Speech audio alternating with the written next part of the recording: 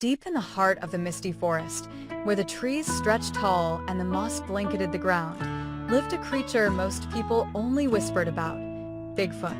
His name was Benny, and despite the scary stories humans told, Benny wasn't frightening at all.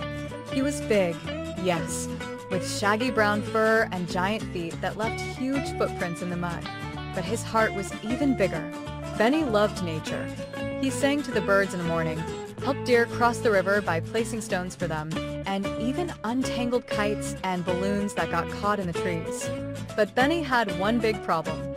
No one ever gave him a chance. Every time a hiker saw him, they screamed and ran away.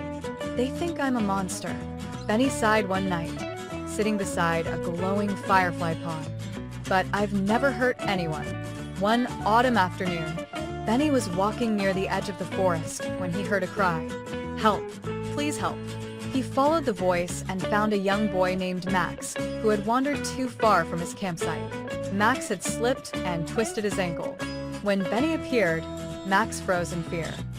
Please don't eat me," Max whimpered. Benny smiled gently. "I won't eat you. I just want to help." Max blinked. "You can talk." "Of course," Benny chuckled. "I just don't get the chance very often." Carefully, Benny lifted Max onto his shoulders, so gently, as if he were holding a feather, and carried him through the woods, all the way back to his worried family. When the parents saw Benny, they stepped back, scared. But then Max said, "Don't be afraid. He's not a monster. He's my friend." Benny gave a small wave, then turned to disappear into the forest. The next morning, Benny returned to his favorite clearing and found something waiting for him. A basket of food, a warm scarf, and a note that read, "Thank you, Benny. You're our gentle giant." From that day on, people in the nearby town started telling a new story, not of a scary beast, but of a kind creature who helped a lost child and asked for nothing in return. And Benny? He stayed in the forest, happy to help, content to be kind, even if only a few truly understood him.